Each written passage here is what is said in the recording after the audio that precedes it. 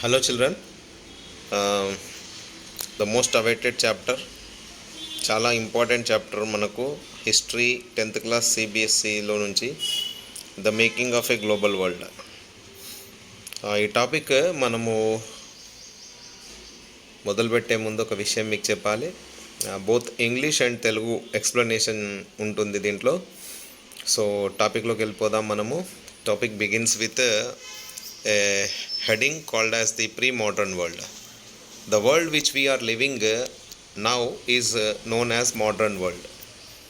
ఇప్పుడు మనం ఉంటున్న ప్రపంచం ఏదైతే ఉందో దాన్ని మనం మోడర్న్ వరల్డ్ అంటాం. What is called as modern world. So prior to that modern world అంటే ఈ మోడర్న్ వరల్డ్ వచ్చే ముందు ఏదైతే వరల్డ్ ఉండేదో అంటే this world has emerged for the last 50 years. Prior to this the world which existed is called as pre modern world. అంటే గడిచిన 50 సంవత్సరాల్లో ఏదైతే డెవలప్మెంట్ టెక్నాలజీ రావడం వలన జరిగిందో దాని ద్వారా మనం ఇప్పుడు ఉంటున్న వరల్డ్ని మోడర్న్ వరల్డ్ అంటాము. దానికంటే ముందు అంటే 50 సంవత్సరాల ముందు ఎలాగైతే ఉండేదో ప్రపంచం దాన్ని మనము ప్రీ మోడర్న్ వరల్డ్ అంటాం. This modern world has emerged because of globalisation.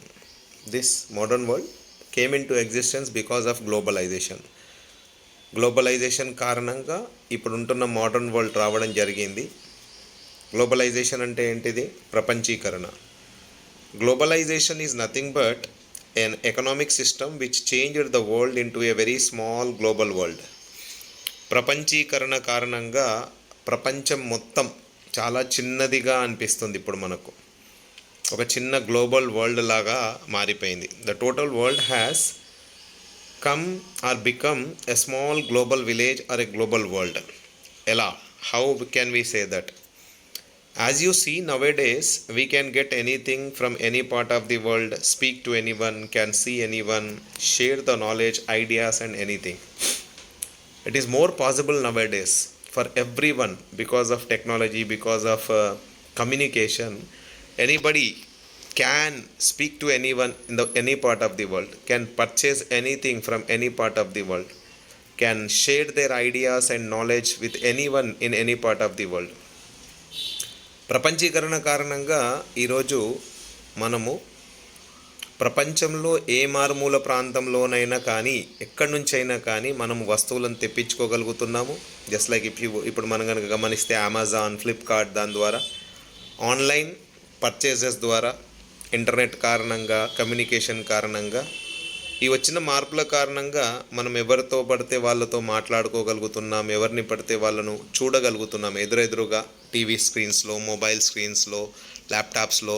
Because of communication ఏ విషయాన్నైనా మనం షేర్ చేసుకోగలుగుతున్నాం, ఎవరితోనైనా ఐడియాస్ని షేర్ చేసుకోగలుగుతాం. దీన్నే మనం ప్రపంచీకరణ అంటాం.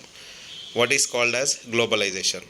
Then what is happening in this globalization? There is interconnectedness between the people and the nations of the world. ప్రపంచం మొత్తం, ప్రపంచంలో ఉంటున్న జనాలందరి మధ్యలో ఒక ఇంటర్కనెక్టెడ్నెస్ అయిపోయింది. All people are interconnected with each other. Not only people, the nations also have been interconnected with each other any part of the world. ప్రపంచంలో ఉన్న ప్రతి ఒక్కరు ఒకరితో ఒకరు ఇంటర్కనెక్ట్ అయి ఉన్నారు because of communication.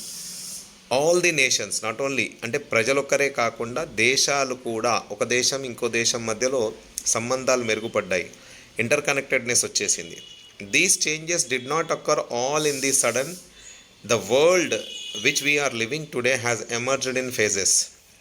All these changes whatever we are seeing, the science development, the technology, the communication, the internet, what we are enjoying nowadays, all these changes did not take place in only in one day. It has taken some time. It has come into emergence as phase by phase. They have taken some time. It emerged in phases. ఇప్పుడు మనం చూస్తున్న ప్రపంచం ఏదైతే ఉందో ఇదంతా అంటే మనం చూస్తున్న టెక్నాలజీ, మనం చూస్తున్న కమ్యూనికేషన్, మనం చూస్తున్న డెవలప్మెంట్స్, ఇవన్నీ కట్టడాలు, పెద్ద పెద్ద కట్టడాలు కానీ, డెవలప్మెంట్స్ కానీ, మెషిన్స్ కానీ, ఆల్ దీస్ థింగ్స్ అంటే ఇవన్నీ ఒకటే రోజులో సడన్గా రాత్రి జరగలేదు. ఇదంతా జరగడానికి కొంచెం సమయం తీసుకుంది. ఆ సమయం ఫేజెస్లో వచ్చింది. One by one. It has emerged in faces. Now, as you see the history of the human being, they have been interlinked. మానవుల చరిత్ర కనుక మనం చూస్తే మనుషులు ఒకరితో ఒకరికి ఇంటర్లింక్ ఉన్నట్టుగా కనిపిస్తుంది. ఇది ఎప్పటి నుంచి ఈ రోజుల్లోనే ఇంటర్లింక్ ఉందా? Because of communication, because of internet, because of development. Are we able to see this interlink between the people as because of technology and science and communication? No. As we can see, అంటే ఇప్పుడే ఈ రోజుల్లోనే మనకు కనిపిస్తుందా, లేకుంటే అనాది కాలంలో అంటే అప్పట్లో కూడా, అంటే ప్రీ మోడర్న్ వరల్డ్లో కూడా పీపుల్ వర్ ఇంటర్ కనెక్టెడ్, అంటే ప్రజలు ఇంటర్ కనెక్ట్ అయి ఉన్నారా? We can say that from ancient times, అనాది కాలంగా traders, priest, pilgrims and travellers, they travelled vast distances for knowledge, opportunity, spiritual ideas and to escape from persecution. Many people from ancient times, example the people who are doing trade, traders, priests and pilgrims and travelers, they traveled for long distances, vast distances they covered. They moved from one place to another place in search of knowledge or for sharing the knowledge, in search of opportunity, for sharing the opportunity and sharing the spiritual ideas. And many a times people used to escape from persecution. Say example, if any country, any community has been tortured or any kind of atrocities were done to any special communities in any region, those community people used to escape from that region to escape from persecution. అనాది కాలంగా traders కానీ, priests కానీ, pilgrims కానీ, travellers కానీ దూర దూర ప్రాంతాలకు వలస వెళ్ళేవాళ్ళు. దేనికి వెళ్ళేవాళ్ళు? For sharing knowledge, knowledge share చేయడానికి, అవకాశాల కొరకు, అంటే ఉద్యోగాల కొరకు, లేకపోతే వ్యాపారాన్ని స్టార్ట్ చేయడానికి, లేకపోతే ఒకవేళ వాళ్ళు ఏదన్నా మత ప్రచారాలు చేయాలనుకున్నప్పుడు స్పిరిచువల్ ఐడియాస్ని స్ప్రెడ్ చేయడానికి, కొన్ని సందర్భాల్లో పెర్సిక్యూషన్ నుంచి ఎస్కేప్ కావడానికి, అంటే ఒక మతము, ఒక కులము లేక ఒక కమ్యూనిటీ వాళ్ళ మీద జరుగుతున్న అరాచకాల నుంచి తప్పించుకోవడానికి చంపేయబడేవాళ్ళు. అంటే ఒక కమ్యూనిటీ, ఒక గ్రూప్ ఆఫ్ పీపుల్ని చంపేసేవాళ్ళు కొన్ని దేశాల్లో, కొన్ని ప్రాంతాల్లో. అలాంటి వాటి నుంచి తప్పించుకునేందుకు పీపుల్ అక్కడ నుంచి వలస వెళ్ళి వేరే ప్రాంతాలకు వెళ్ళేవాళ్ళు, చాలా దూర ప్రాంతాలకు వెళ్ళేవాళ్ళు. when they traveled, they carried with them goods, ideas, money, skill, inventions, values and also including germs and diseases.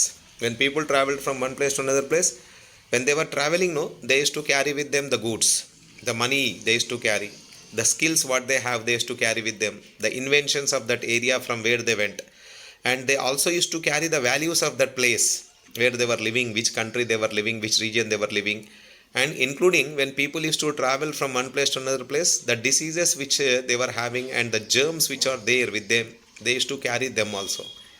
మనుషులు ఒక దగ్గర నుంచి ఒక దగ్గరికి ప్రయాణం చేసేటప్పుడు, వలస వెళ్ళేటప్పుడు వాళ్ళతో పాటు ఉన్న వస్తువులను తీసుకెళ్లేవాళ్ళు, వాళ్ళ దగ్గర ఉన్న డబ్బుని తీసుకెళ్లేవాళ్ళు, వాళ్ళ దగ్గర ఉన్న స్కిల్స్, నైపుణ్యత అండ్ వాళ్ళ దగ్గర జరిగిన, అంటే వాళ్ళ ప్రాంతంలో కొత్తగా ఏవైతే కనుగొన్నారో ఆ ఇన్వెన్షన్స్ని తీసుకెళ్లేవాళ్ళు, వాళ్ళు పాటించే విధానాలు, కట్టుబాట్లు, వాళ్ళ ఆచరణలు, అంటే వాల్యూస్ని తీసుకెళ్లేవాళ్ళు. దాంతోపాటు వాళ్ళ దగ్గర ఉన్న డిసీజెస్, అంటే వాళ్ళకి ఏవైతే వ్యాధులు ఉన్నాయో ఆ వ్యాధులు కూడా ఆ మనుషులతో పాటు వెళ్ళేటివి. జెమ్స్, ఏ జెమ్స్, క్రిమి కీటకాల కారణంగా వాళ్ళకైతే వ్యాధులు సోకాయో ఆ కీటకాలు కూడా, అంటే ఆ బ్యాక్టీరియా, జెమ్స్ కూడా వాళ్ళతో పాటు వేరే ప్రాంతాలకు వెళ్ళేటివి. How do we come to know? మనకు ఎలా తెలిసింది? సో మనకు ఎవరు చెప్పారు? ఇది సోర్సెస్ ఉన్నాయి మన దగ్గర, అంటే మన దగ్గర సాక్ష్యాలు ఉన్నాయి. ఏంటి సాక్ష్యాలు అంటే Kuari, that means Seychelles. Seychelles ఒకవేళ మీరు గమనించినట్టయితే ఇక్కడ కనిపిస్తుంది. జస్ట్ ఈ ఇమేజ్ చూస్తే, రైట్ సైడ్ ఇమేజ్ కనుక మీరు గమనించి చూస్తే దీంట్లో కనిపిస్తుంది గవ్వలు మనం అంటాము. Seashells used as currency were found in Maldives, China and East Africa. అనాది కాలంలో నుంచి ఈ మాల్దీవ్స్ అనే ప్రాంతంలో, చైనా ప్రాంతంలో, ఈస్ట్ ఆఫ్రికా ప్రాంతంలో ఈ గవ్వలను, అంటే సముద్రపు గవ్వలను కరెన్సీ రూపంలో, డబ్బు రూపంలో వాడుకునేవాళ్ళు. సో ఈ అవశేషాలు అక్కడ తవ్వకాల్లో దొరకడం వలన మనకు తెలియవచ్చింది ఏంటిది అంటే, people use to travel from one place to another place. When they travel, అంటే జనాలు ఒక దగ్గర నుంచి ఇంకో దగ్గరికి వెళ్ళినప్పుడు వాళ్ళతో పాటు డబ్బు తీసుకెళ్లే వాళ్ళు అన్నాను కదా, ఆ డబ్బుని గవ్వల రూపంలో తీసుకెళ్లేవారు.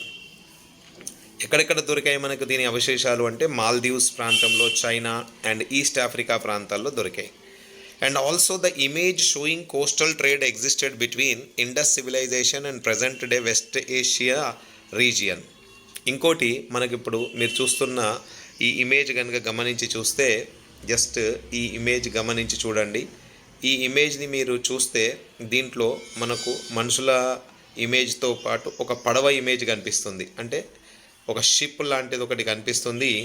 దిస్ ఇమేజ్ బిలాంగ్స్ టు, అంటే ఈ ఇమేజ్ మనకు ఒక 3000 సంవత్సరాల కిందటి ట్రేడ్ ఏదైతే ఇండస్ వ్యాలీ సివిలైజేషన్, సింధు నాగరికతలో ఉంటున్న వాళ్ళకు మధ్యలో, వాళ్ళతో పాటు వెస్ట్ ఏషియా అంటే ప్రజెంట్ ఉంటున్న వెస్ట్ ఏషియన్ రీజియన్, ఈ రెండు ప్రాంతాల మధ్యలో అప్పట్లో జరుగుతున్న ట్రేడ్, లావాదేవీ, కొనుగోలు అమ్మకాలు జరుగుతున్న దానికి చూపెట్టే నిదర్శనం. So with this we come to know that there was trade between the people for distant places, దూర ప్రాంతాల వాళ్ళ మధ్యలో లావాదేవీలు, కొనుగోలు అమ్మకాలు, వ్యాపారాలు జరిగేటివి. మనుషులు ఒక ప్రాంతం నుంచి ఇంకో ప్రాంతానికి డబ్బులు తీసుకెళ్లేవాళ్ళు, వస్తువులు తీసుకెళ్లేవాళ్ళు అని మనం అర్థం చేసుకోవచ్చు. Then next topic is silk route link the world.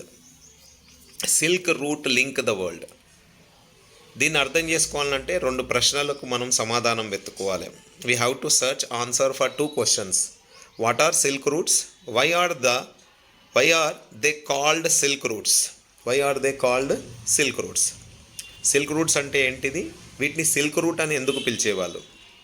Silk routes are a good example for vibrant predominant trade and cultural links between distant parts of the world. In ancient times, just now only we learned that from ancient times people used to go for trade. They used to trade, and the trade used to be carried between the people of different places in distant areas. So the trade which was going on between distant region people, it was a vibrant trade, very popular trade, very good trade, profitable trade which was carried on. And not only trade was carried, cultural links were also built between the regions and the people of different regions. And these routes through which the trade was carried out, that was called as silk route. ఏ మార్గం నుంచి అయితే వ్యాపారం చేయడానికి మనుషులు వెళ్ళేవాళ్ళు, వలస అంటే వస్తువులను తీసుకెళ్ళి అమ్మి కొనుగోలు చేసుకొని తిరిగి వచ్చేవాళ్ళు, ఆ రూట్లను ఏమనేవాళ్ళు? సిల్క్ రూట్ అనేవాళ్ళు. ఓకే, ఈ సిల్క్ రూట్స్ ముఖ్యంగా మీరు ఇక్కడ గమనించినట్టయితే చైనా నుంచి భారతదేశానికి, భారతదేశం నుంచి పర్షియా, మీదక అరేబియా, అటు యూరప్, అటు ఈస్టర్న్ ఆఫ్రికా ప్రాంతాన్ని చూపెడుతుంది మనకి ఇక్కడ. So these silk roots which were connecting China to India, China to Persia, China to Arabia, China to Egypt, China to Europe, ఇలా ఈ ప్రాంతాలన్నీ కనెక్ట్ చేయబడి ఉన్నాయి. Not only these routes were on the land, these routes were through sea route also, అంటే సముద్ర మార్గాన and నేల మీద కూడా ఈ మార్గం ఏదైతే ఉంటుందో వాటిని సిల్క్ రూట్స్ అనేవాళ్ళు. These routes were called as silk roots in those times. Sir, why these were called as silk routes? The name silk route is because of the trade carried in westbound Chinese silk cargoes through these roads. These routes, they are called as silk route because the trade through which these routes was carried, the people they were carrying lot of silk items. Silk cargoes used to travel through these routes to the western countries from China. That's why these routes were called as silk route. These routes were very famous as silk cargoes were carried through these routes to the western side, western countries from China and from India. That's why these routes were called as silk routes.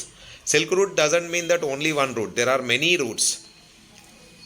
ఈ route silk route అని పేరు రావడానికి కారణం ఏంటిది అంటే, ఈ route ఏదైతే China నుంచి, భారతదేశం నుంచి యూరోప్ దేశాలకు, అంటే వెస్టర్న్ సైడ్, వెస్టర్న్ కంట్రీస్కి ఏదైతే కనెక్ట్ చేయబడిందో, ఈ రూట్ మార్గంలో ఏదైతే ట్రేడ్ జరిగేదో ఆ ట్రేడ్ ముఖ్యంగా సిల్క్, పట్టు వస్త్రాలలో పట్టుకి సంబంధించిన వస్తువులు బాగా ఇక్కడ నుంచి వెళ్ళేటివి, కొనుగోలు అమ్మకాలకు వెళ్ళేటివి. కాబట్టి ఈ రూట్ని సిల్క్ రూట్ అని చెప్పడం జరిగింది.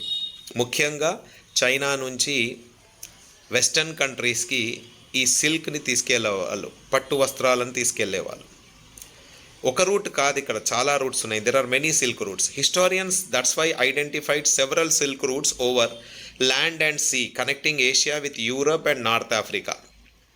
చరిత్రకారులు చెప్తున్నారు ఇక్కడ ఒక రూట్ కాదు, ఇక్కడ చైనా నుంచి ఇండియాకి, ఇండియా నుంచి యూరప్కి అని కాదు, చాలా రూట్స్ ఉన్నాయి. నేల మార్గాన చాలా రూట్స్ ఉన్నాయి, సముద్ర మార్గాన కూడా చాలా రూట్స్ ఉన్నాయి. ఎక్కడి నుంచి?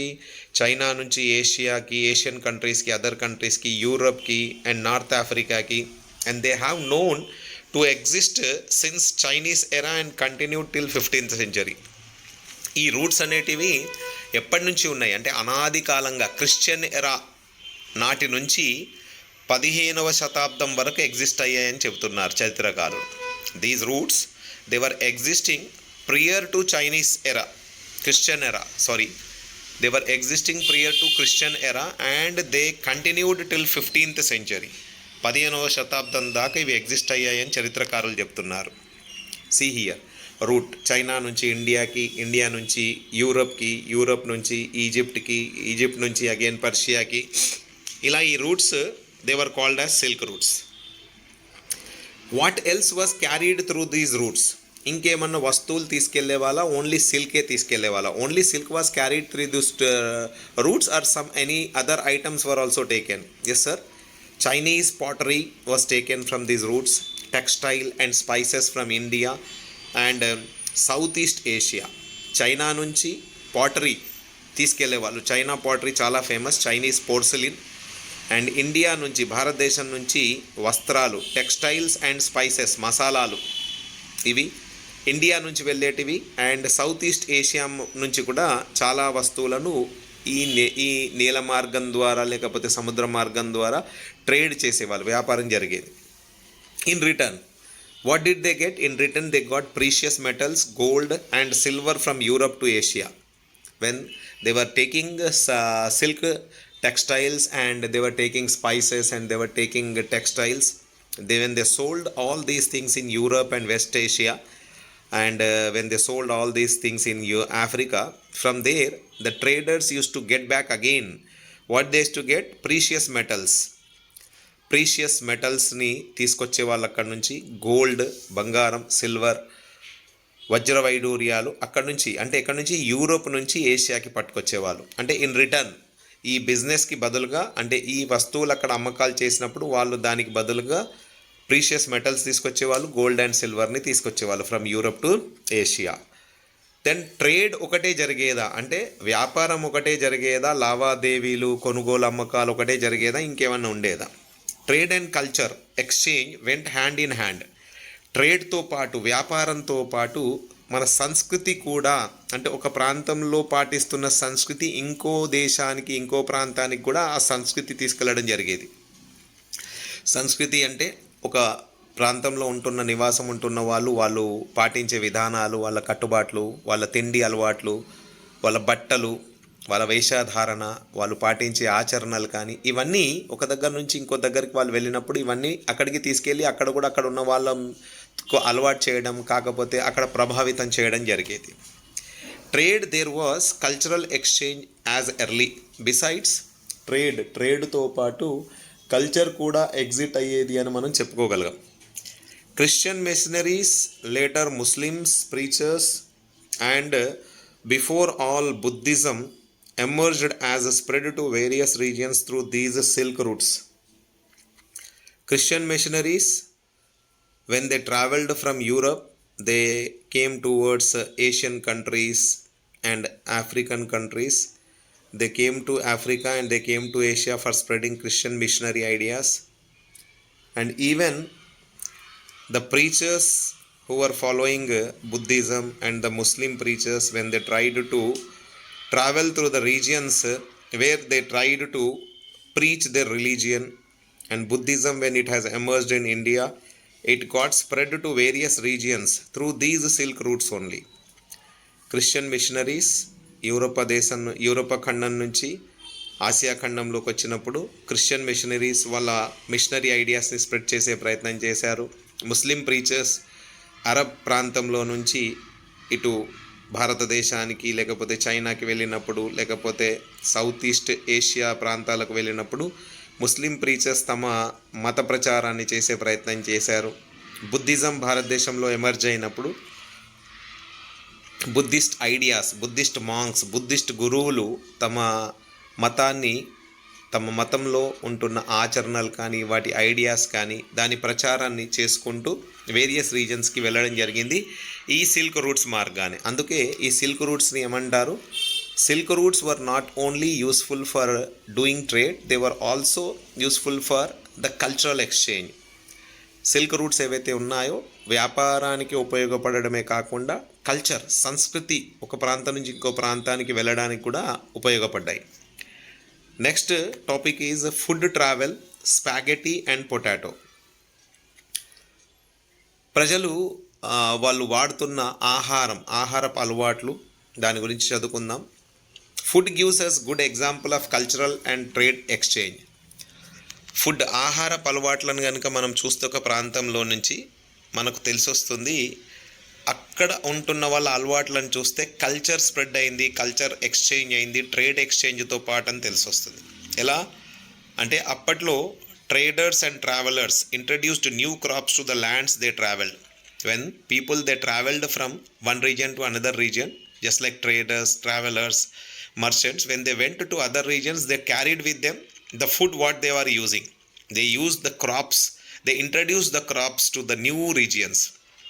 వలస వెళ్ళినప్పుడు ట్రావెలర్స్ కానీ ట్రేడర్స్ కానీ వ్యాపారం కొరకు వెళ్ళినప్పుడు వాళ్ళు వెళ్ళేటప్పుడు వాళ్ళు ఏ ప్రాంతం నుంచి అయితే వెళ్తున్నారో ఆ ప్రాంతంలో వాడుతున్న పంటలను తీసుకెళ్ళి కొత్త ప్రాంతాల్లో ఇంట్రడ్యూస్ చేసేవాళ్ళు.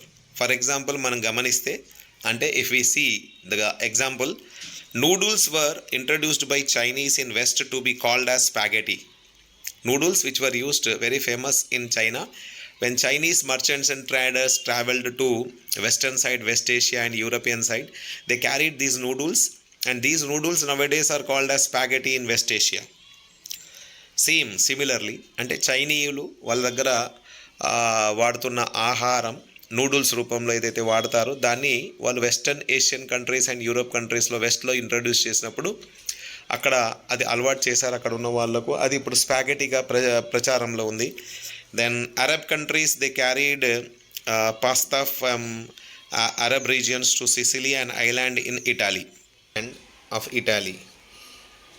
అరబ్ దేశీయులు అరబ్ ప్రాంతంలో నుంచి వాళ్ళు ఇటాలీ దేశానికి వెళ్ళినప్పుడు అక్కడ ఇటాలీ దేశానికి సంబంధించిన ఒక ఐలాండ్, ఒక ద్వీపం మీద సిసిలీలో అక్కడ పాస్తా ఇంట్రడ్యూస్ చేయడం జరిగింది.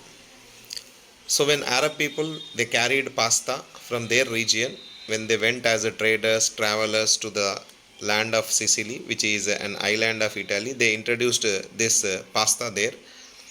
And many of our common foods such as potatoes, tomatoes, soya, maize, groundnut, chilies were not known to our ancestors until about 5 centuries ago. What are the common foods which we are eating nowadays? Many foods which we are consuming nowadays, just like potato, tomato, soya, maize, groundnut, chili, all these were not known to our ancestor till 5 centuries ago. We are unaware, our ancestors are unaware about it, what the foods which we are consuming today, which we are using today. They were introduced by the other people, the traders who came to our region, what we call them as the food of the locals. ఇప్పుడు మనం common food ఏదైతే తీసుకుంటున్నామో, consume చేస్తున్నామో, just like potatoes కానీ tomatoes కానీ soya, maze, ground nut ఏదైతే తింటున్నాం మనము, ఈ ఫుడ్స్ ఇవన్నీ మన యాన్సిస్టర్స్ అంటే మన పూర్వీకులకు చాలామందికి తెలియదు. 5 centuries ఎగో దాకా దీని గురించి మనకు నాలెడ్జ్ లేదు, మన పూర్వీకులకు దీని నాలెడ్జ్ లేదు. దీన్ని ఇంట్రడ్యూస్ చేసిన వాళ్ళు వేరే వాళ్ళు, ఎవరైతే ట్రేడర్స్ వచ్చారో, ట్రావెలర్స్ వచ్చారో మన ప్రాంతానికి, వాళ్ళ ద్వారా ఈ పంటలు కానీ ఈ ఆహారపు అలవాట్లు కానీ మన దగ్గర ఇంట్రడ్యూస్ చేయడం జరిగింది. These foods were introduced in Europe and Asia after Christopher Columbus accidentally discovered vast continent of America. These foods which were introduced now in Europe and Asia, what we are using nowadays, the common food which we are using, which was not known to our ancestors till 5 centuries ago. These foods were introduced in Europe and Asia after the discovery of A sea route to America by Christopher Columbus. Christopher Columbus accidentally discovered American continents, both continents, North America and South America. He actually intentionally he wanted to discover a sea route to India, wanted to reach India, but he traveled from west. As globe is in spherical shape, he might have thought that if I go from western side also I will reach India. So he started his campaign from western side, but accidentally he came across two big continents in the middle after crossing Atlantic Ocean, and he discovered a sea route to these two continents, that is North America and South America. In fact, our common food what we are using today came from America and American inhabitants called as American Indians. The food which we are consuming today, these were introduced by the people who went to America, North America and South America after the discovery of a route to North America and South America.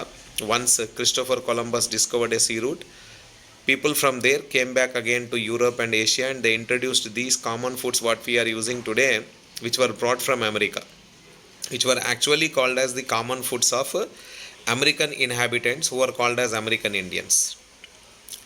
Accidentally Christopher Columbus భారతదేశానికి వెళ్తా అని sea route అంటే సముద్ర మార్గాన వెళ్ళడానికి ప్రయత్నం చేసినప్పుడు తను వెస్ట్ నుంచి వస్తాను అని నిర్ణయించుకున్నాడు. వెస్ట్ సైడ్లో వెళ్ళడం వలన అతను అట్లాంటిక్ ఓషన్ క్రాస్ చేశాక అతను ఒక రెండు పెద్ద ఖండాలను కనుగొనడం జరిగింది, డిస్కవర్ చేశాడు. అవే నార్త్ అమెరికా, సౌత్ అమెరికా ఇప్పుడు ఈ రోజుల్లో. అక్కడ తను సీ రూట్ డిస్కవర్ చేశాక దాన్ని యాక్సిడెంటల్లీ అనుకోకుండా జరిగింది.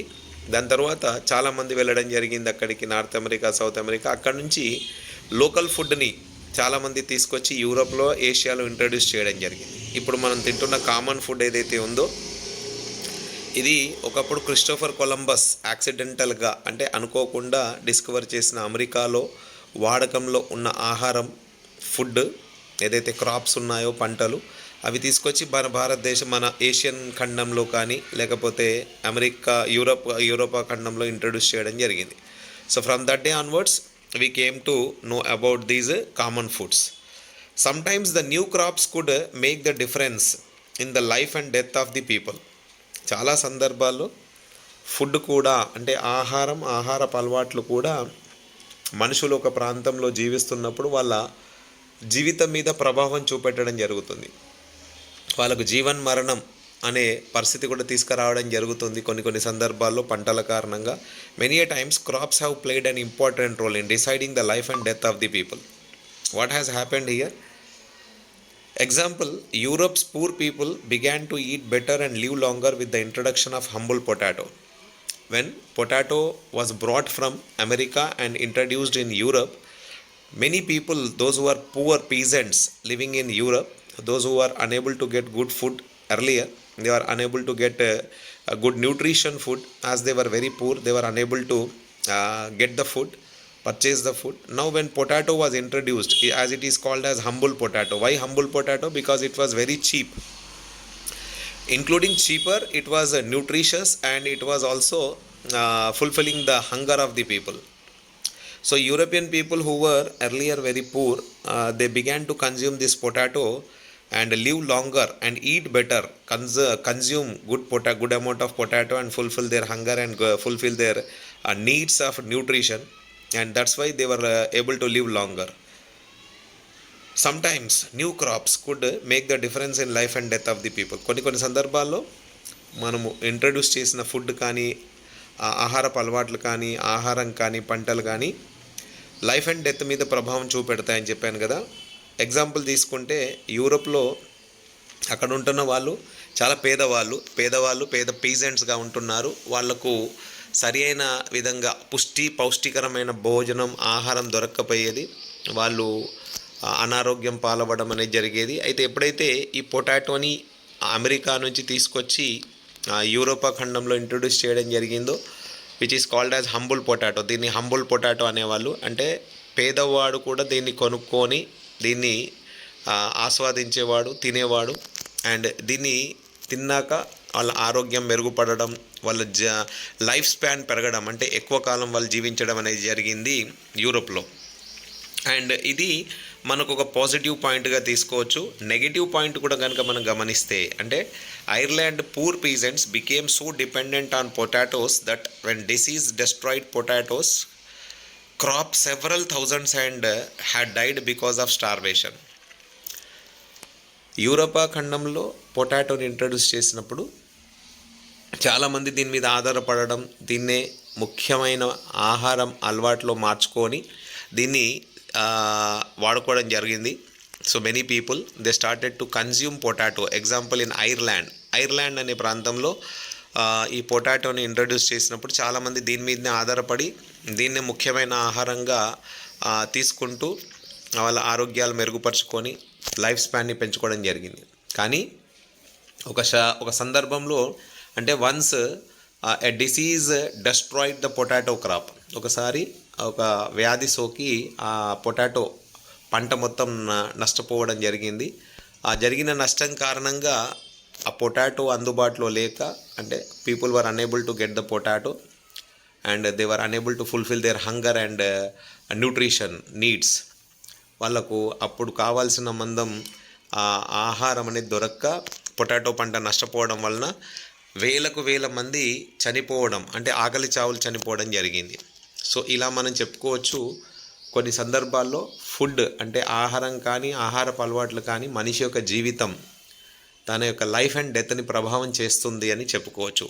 By this we conclude that food plays an important role in deciding the life and death of the people. Many a times the crops or the food. See here in this image, if you are able to see a woman with her children, she is trying to dig out some leftover potatoes after the harvest.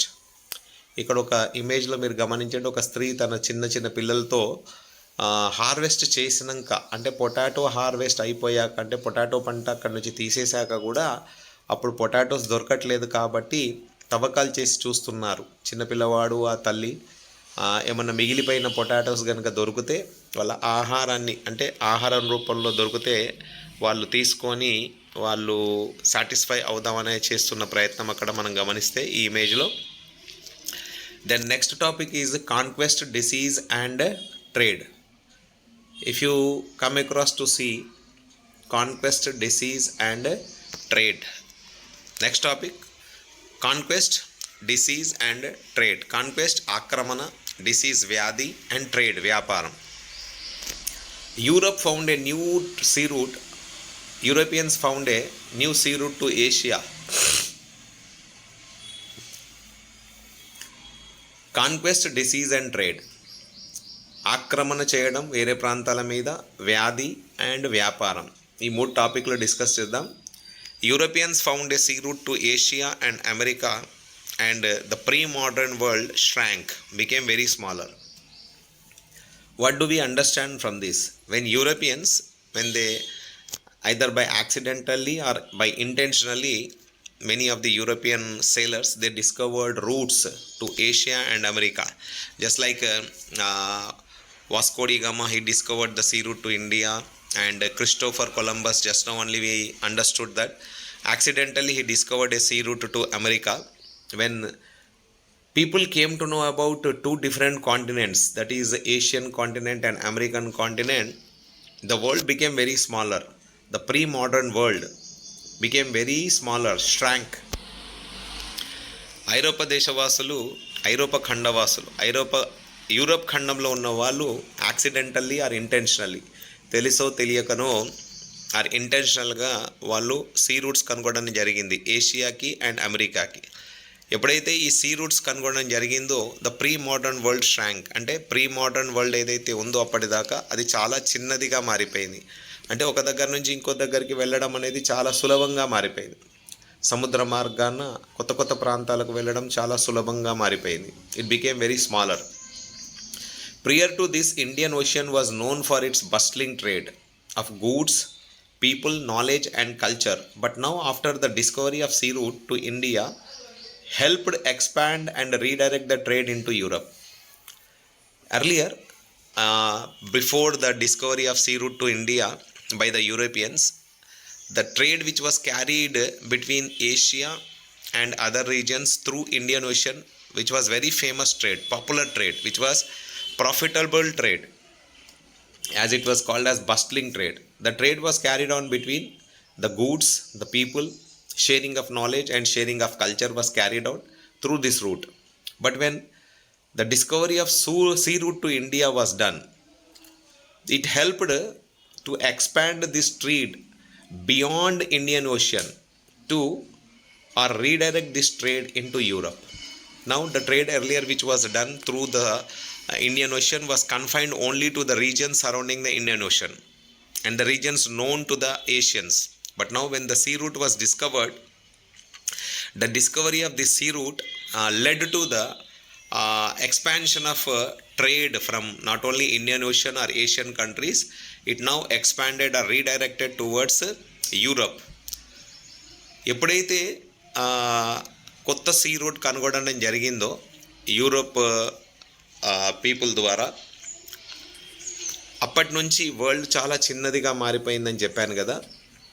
దానికంటే ముందు, అంటే ఎప్పుడైతే sea route కనుగొన్నారో దానికంటే కొంచెం ముందు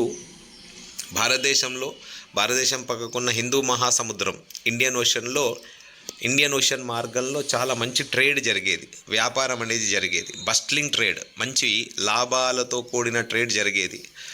భారతదేశం దాని చుట్టుపక్కల ఉన్న ప్రాంతాలు, హిందూ మహాసముద్రం ప్రాంతాలకు చుట్టుపక్కల ప్రాంతాల్లో ట్రేడ్ బాగా జరిగేది. ట్రేడ్ వస్తువు రూపంలోనే కాకుండా మనుషులు వలస వెళ్ళడం, ఐడియా స్ప్రెడ్ అవ్వడం, కల్చర్ స్ప్రెడ్ అవ్వడం, నాలెడ్జ్ స్ప్రెడ్ అవ్వడం, ఇవన్నీ జరిగేది.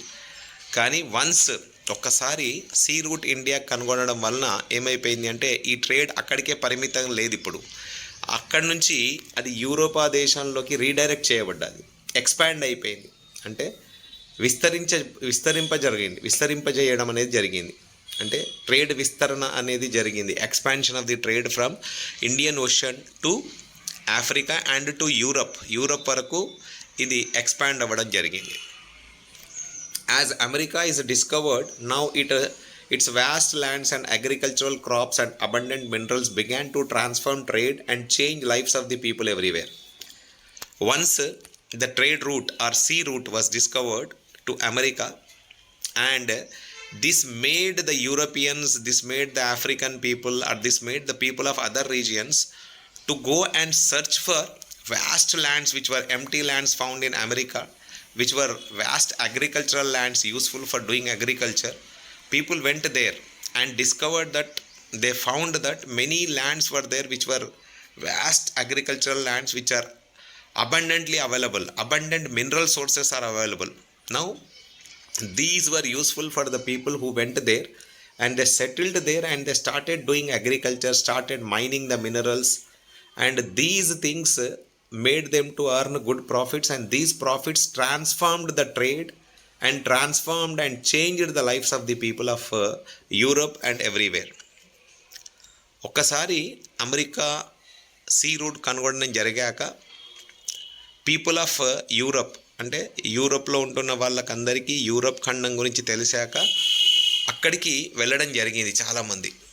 many people, they traveled to America, they went to America. చాలామంది వెళ్ళిపోయారు, అక్కడికి వలస వెళ్ళిపోయారు. ఎందుకు వెళ్ళారు అనేది మనం నెక్స్ట్ టాపిక్లో చదువుకుందాం.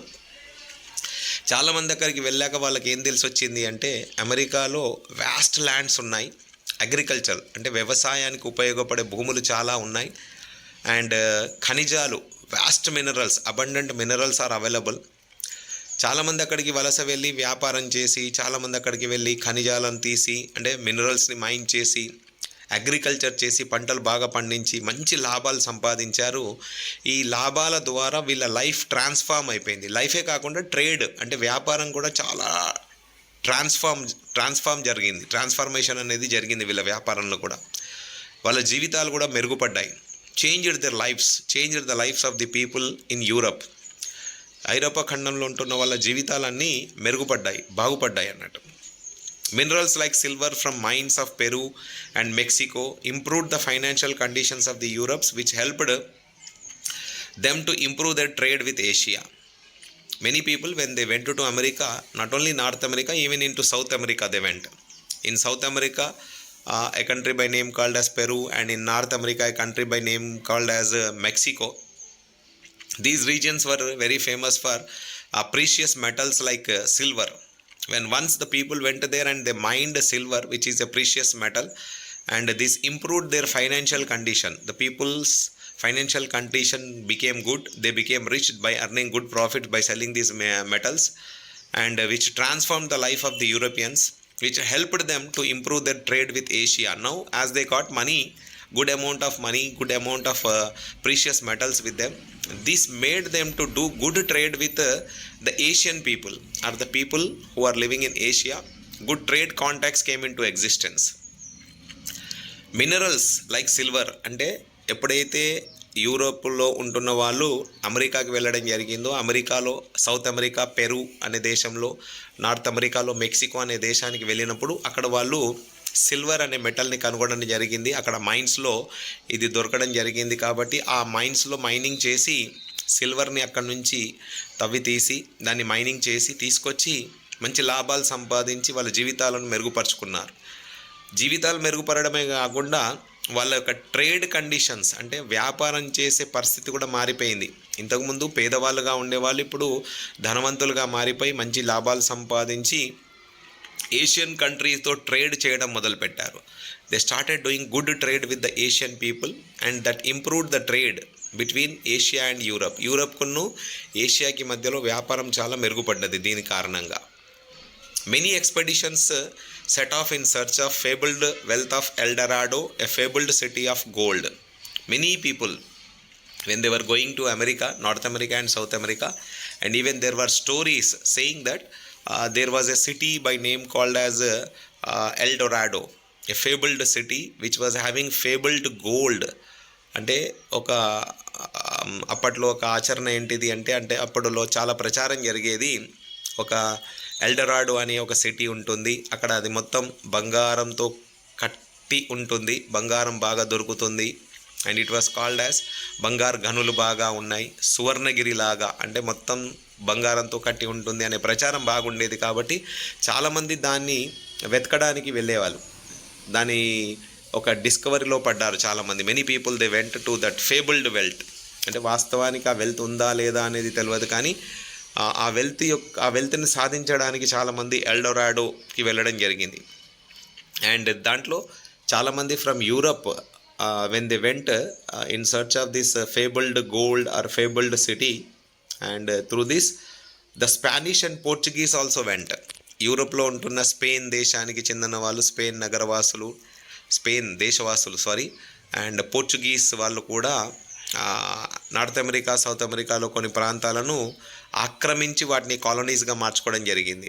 Just like in America, they occupied some regions of north America and south America, and they colonized them. They colonized them not only by using fire power and gun power, but even by germs and disease like smallpox. ఎప్పుడైతే Portuguese, Spanish people వీళ్ళు కూడా north America, south అమెరికాకి వెళ్ళి అక్కడున్న ప్రాంతాలను ఆక్రమించి, అక్కడున్న వాసులను ఆక్రమించి వాళ్ళ మీద పెత్తనం చెలాయించడం మొదలుపెట్టారు. అప్పుడు వీళ్ళు ఆ పెత్తనాన్ని ఎలా సాధించారు అనుకుంటే fire power or gun power, వీళ్ళ దగ్గర ఉన్న ఆయుధాలను వాడడమే కాకుండా దాంతో గెలవలేదు. ఇది ఆయుధాలు వాడి వాళ్ళను గెలవలేదు, వాళ్ళ మీద ఆక్రమణ చేయలేదు. కానీ ముఖ్యంగా ఒక విషయం కనుక గమనిస్తే, they even carried with them germs and diseases like small pox. Europe దేశవాసులకు ఒక ఇమ్యూనిటీ ఉండేది, ఒక డిసీజ్ స్మాల్ పాక్స్ కారణంగా చాలామంది చనిపోయారు. ఎక్కడ? North America and south America. ఎప్పుడైతే యూరోపియన్స్ వెళ్ళారో, యూరోపియన్స్తో పాటు జేమ్స్ అండ్ డిసీజెస్ వెళ్ళాయని చెప్పుకున్నాం కదా స్టార్టింగ్ టాపిక్లోనే. వీళ్ళతో పాటు స్మాల్ పాక్స్ అనే ఒక డిసీజ్ కూడా అక్కడికి తీసుకెళ్ళడం జరిగింది. ఆ డిసీజ్ సడన్గా అక్కడ స్ప్రెడ్ అవ్వడం వలన అక్కడ ఉంటున్న వాళ్ళు, when Americans stayed isolated from the world to many years, Native Americans had no immunity against the disease brought from Europe. ఈ వ్యాధి ఎప్పుడైతే ఇక్కడ నుంచి అక్కడికి తీసుకెళ్ళడం జరిగిందో మనుషుల రూపంలో, ఈ వ్యాధికి వాళ్ళు ఇమ్యూనిటీ లేదు వాళ్ళకు, ఎవరికి? అమెరికన్స్కి. ఎందుకంటే చాలా సంవత్సరాల వరకు వీళ్ళు వేరే ప్రాంతంతో ఎలాంటి సంబంధాలు పెట్టుకోలేదు, వాళ్ళకి అసలు తెలియదు వేరే ప్రపంచం ఉంది ఒకటి అనేది. యూరోప్ ఖండంలో వాళ్ళకు కూడా తెలియదు అమెరికా ఉందని, క్రిస్టోఫర్ కొలంబస్ సీ రూట్ కనుగొనడం వరకు. సో ఎప్పుడైతే డిసీజ్ అక్కడికి వెళ్ళిందో అక్కడ ప్రజలకు ఇమ్యూనిటీ లేదు దీనికి వ్యతిరేకంగా, కాబట్టి చాలామంది ఈ డిసీజ్ సోకి చనిపోవడం జరిగింది. అలా డిసీజ్ ద్వారా వాళ్ళ దగ్గర ఉన్న ఆయుధాల ద్వారా స్పానిష్ కానీ పోర్చుగీస్ కానీ ఈ అమెరికాలో ఉంటున్న కొన్ని ప్రాంతాలను ఆక్రమించి వాళ్ళ మీద పెత్తనం చెలాయించుకుంటూ దోపిడీ చేయడం మొదలుపెట్టారు. Specially small pox which was deadly and killed many and decimated the whole community, making the conquest easy. స్పెషల్గా మనం గమనిస్తే స్మాల్ పాక్స్ ఈ డిసీజ్ ఏదైతే ఉందో ఇది ఎప్పుడైతే యూరప్ నుంచి వెళ్ళిన వాళ్ళతో ఈ డిసీజ్ వెళ్ళిందో ఈ డిసీజ్ చాలా డెడ్లీగా అక్కడ అటాక్ చేయడం జరిగింది. ఏదైతే ఇప్పుడు మనం గమనిస్తున్నామో వైరస్ అటాక్స్ కారణంగా జనాలు ఎలా అయితే బాధపడుతున్నారో అలా అప్పట్లో స్మాల్ పాక్స్కి వాళ్ళకి ఇమ్యూనిటీ లేదు. ఎందుకంటే వాళ్ళు చాలా రోజుల వరకు చాలా సంవత్సరాల వరకు ఎవరితో ఎలాంటి సంబంధాలు లేవు కాబట్టి వాళ్ళకి ఈ డిసీజ్కి వ్యతిరేకంగా ఇమ్యూనిటీ లేదు. సో ఈ డిసీజ్ అక్కడ సోకంగానే చాలామంది వేల కొద్ది మంది లక్షల్లో మంది చనిపోయారు.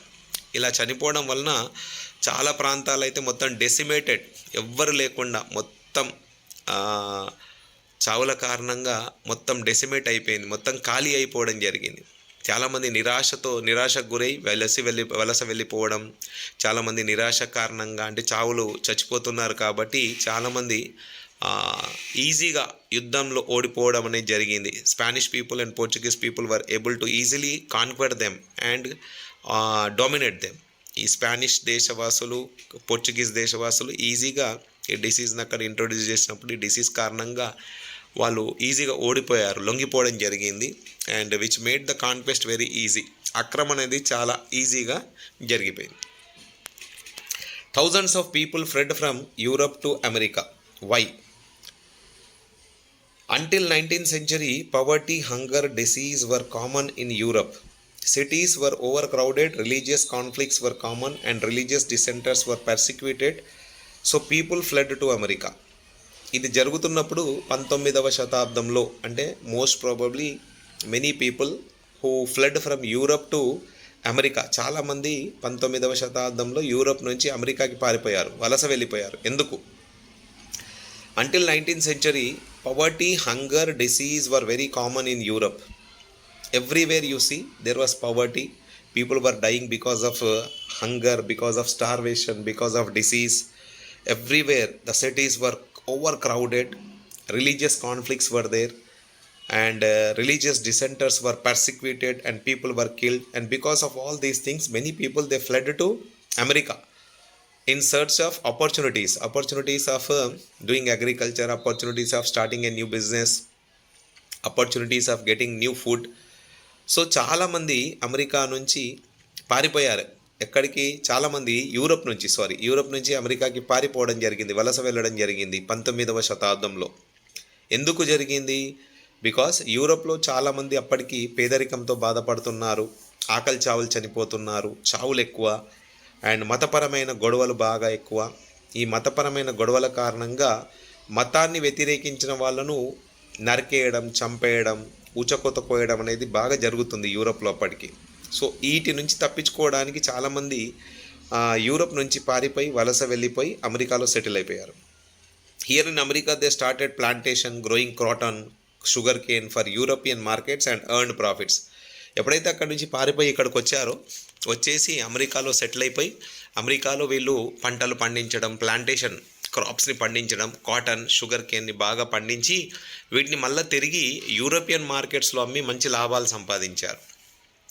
Till 18th century, China and India were rich in trade, but now China restricted its overseas trade and India got colonized and the center of world trade moved towards America and Europe. Till 18th century, China was dominating the world trade. India was a dominating trade country, which these two countries were very rich at that time. Their overseas trade was very rampant, which was very profitable trade was carried on. Just now, early we studied that Indian Ocean trade was very profitable. Trade was very good, and Silk Route trade, which was carried from China, we came to understand that, which was a profitable trade. So these trades were carried out, which made these countries of China and India very rich. But suddenly, by 18th century, what happened? China got restricted its overseas trade, and India got colonized by this time. And because of that, what happened? The center of world trade till that time it was from China and India. Now it diverted itself towards America and Europe. 18వ శతాబ్దం వరకు China and India ఇవి రెండు చాలా rich countries. ఇక్కడ trade బాగా జరిగేది. ఇక్కడ నుంచి వ్యాపారం అనేది రెండు దేశాల నుంచి బాగా జరగడం, లాభాలు బాగా సంపాదించడం అండ్ రిచ్ కంట్రీస్గా పేరు సంపాదించుకున్నాయి ఇవి రెండు.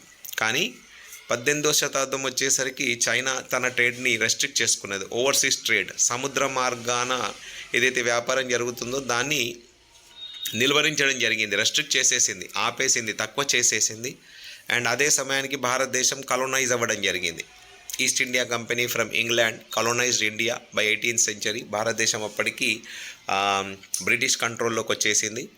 అండ్ అప్పటి నుంచి ఈ ట్రేడ్ ఏదైతే ఉందో centre of trade, world trade, centre of world trade, ప్రపంచంలో జరుగుతున్న వ్యాపారం ఏదైతే ఉందో అది ముఖ్యంగా ఒకప్పుడు చైనా అండ్ భారతదేశం నుంచి జరిగేది. అది ఇప్పుడు ఈ రెండు దేశాలు యొక్క ట్రేడ్ ఆగిపోవడం వలన, నిలిచిపోవడం వలన ఇప్పుడు వరల్డ్ ట్రేడ్ అనేది దాని సెంటర్ అనేది డైవర్ట్ అయిపోయింది. ఎక్కడికి డైవర్ట్ అయింది? అమెరికా అండ్ యూరోప్లోకి డైవర్ట్ అయిపోవడం జరిగింది.